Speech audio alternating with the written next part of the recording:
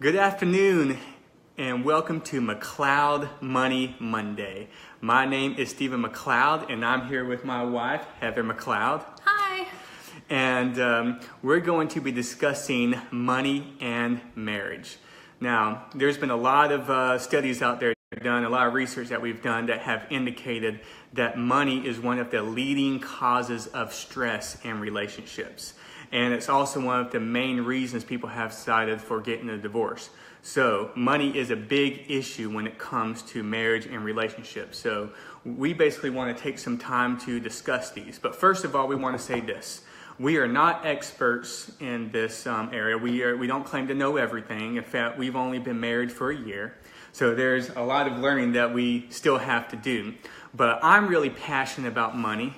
And we're really passionate about building intimacy in relationships. So we do want to take some time to discuss some things that have worked for us and just some tips to throw out there. So just know that we're not professionals or experts, but we're just sharing with you just some things that we believe will really help your relationship and your intimacy in your relationship as it deals with money. So we have a few tips that we want to share with you. And Heather's going to start off. Yeah, the first thing that we're going to talk about is having a joint bank account, which we are really firm believers in. There's been several people I've talked to around our age that don't have a joint bank account, but after doing some research and honestly after some prayer, that's something that we really strongly advise against. And it boils down to this.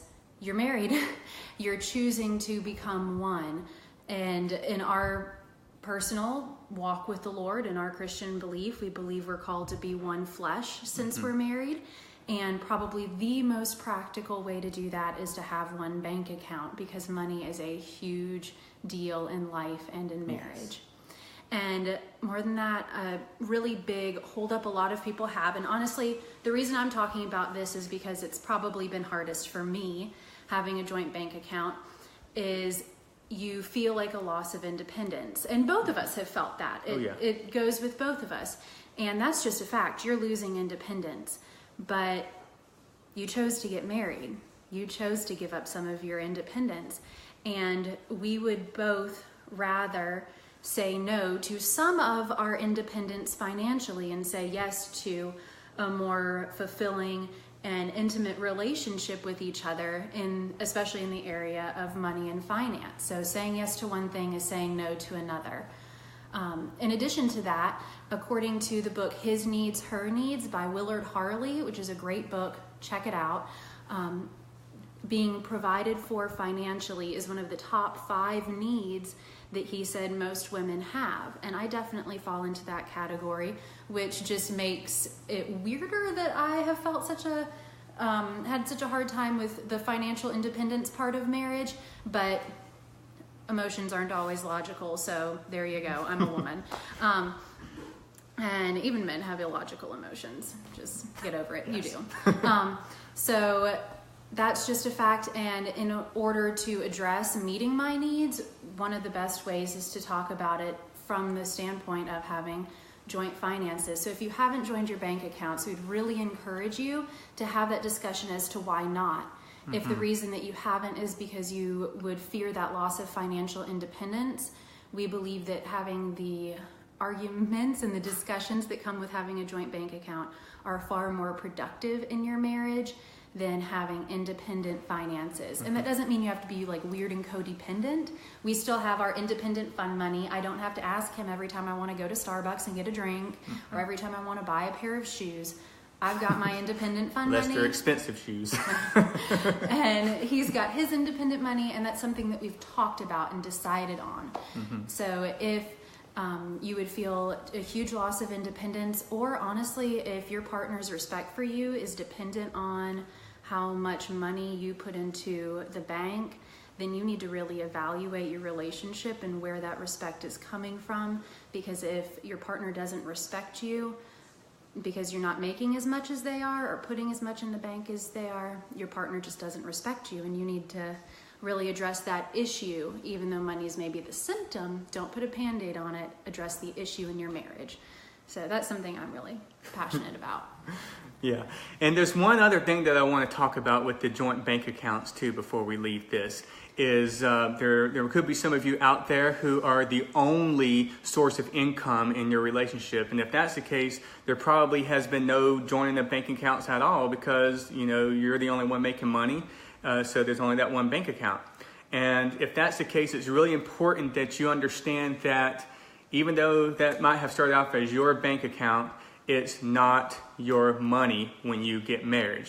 Okay, it is is you and your spouse's money together. Okay, so you have to really kind of get into this mindset of, okay, I'm not earning all this money and then I can do what I want with it, and I'll give her some money or I'll give him some money. No, it is both of y'all's money. So it's really important that you think about that and think of the pronouns you're using, not mine, but ours. And this kind of leads into the second thing that we want to discuss.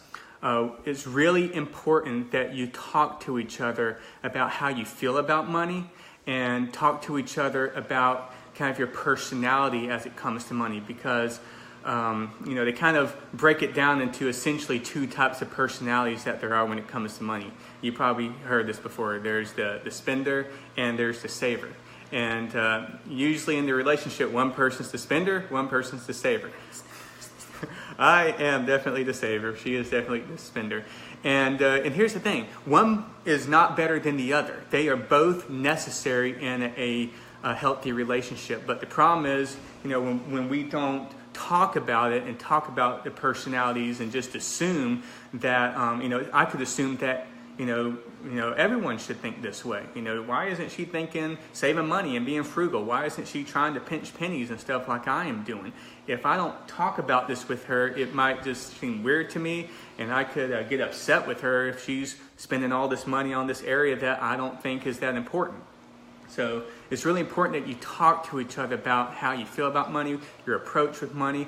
It can be wrong to kind of be in the extremes in any of these areas. Saving too much money, believe it or not, could be dangerous for the relationship. And of course, spending too much money, out of control is dangerous for the relationship. So it's really important that y'all talk to each other and say, hey, this is how I feel about money.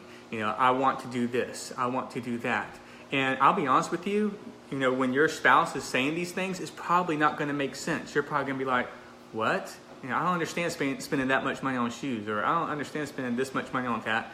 But that does not matter. Y'all talk about it and just understand that that's just what's important to them. And if you really care about your spouse, it's really not so much about like whether you think it makes sense or not. It's what's important to them. And if you want to build intimacy in your relationship, you need to talk about these things and know, this is what's important to them, so I'm going to make it important to me. Absolutely. One of my favorite things with talking about money is the chance to dream. Mm-hmm. I love having those conversations with Stephen about what do you want our life to look like in a year, in 5 years, in 10 or 20 years. And a lot of that, achieving those dreams and achieving those goals, just practically it costs money. So having those talks and those dream conversations is a great way to talk about finances. And I'll be honest with you guys, I don't really care too much about money. I'm the spender type, but what I care about is having a really great relationship with my husband and working on that. And it takes work. And one of the most practical ways that I've found to increase the intimacy in our day-to-day relationship is to have those conversations about money and dreams and goals and how to meet those goals. So even if you're not the financial nerd in the relationship, there's a lot of depth of relationship that can come out of having conversations about money. Yes. So dreaming together with your spouse is really important, and talking about the personality and all that stuff is great, but that brings us to the last thing that you should do is after you've had these discussions about, this is how I feel about money and dreaming about the future together, this is the time where y'all actually sit down and create a plan, a spending plan together. And that is key. You need to do it together. Y'all need to talk about this is what we want to accomplish. Now, how are we actually going to set this up? Write it down on paper and come up with a plan.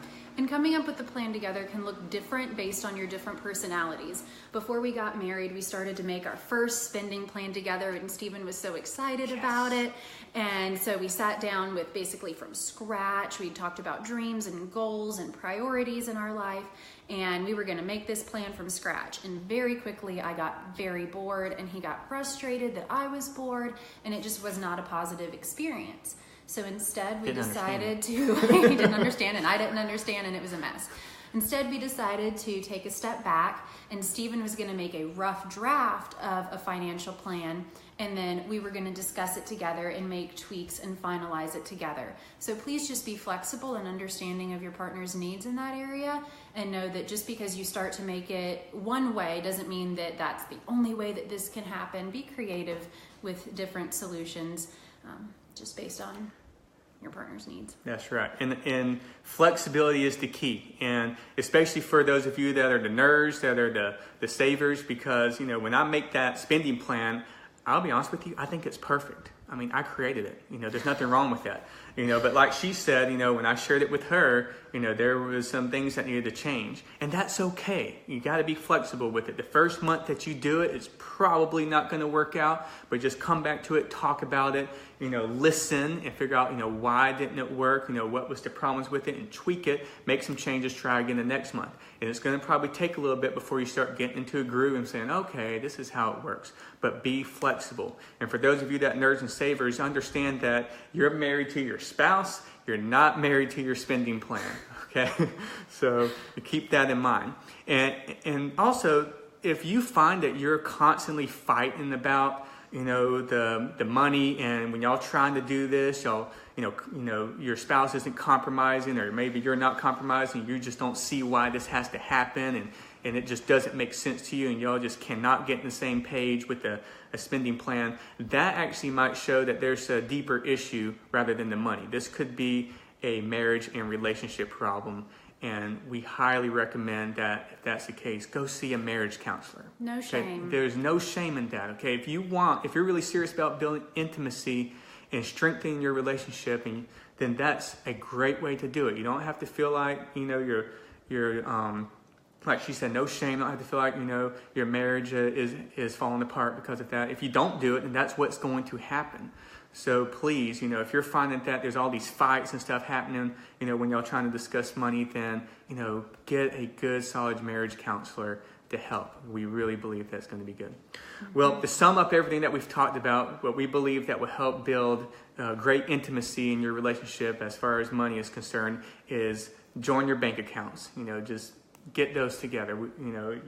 You're saying that you're one flesh, get your money together, okay?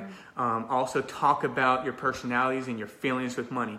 Talk to your spouse with how you view money. Understand how your spouse views money and listen to them. And then thirdly, set spending plans, set financial goals, and, be flexible with it, and be open to change and compromise. Yeah. All right, well, we thank you so much for joining us this afternoon for the third episode of McLeod Money Monday, and we hope that you will join us again for next time, and y'all have a wonderful afternoon.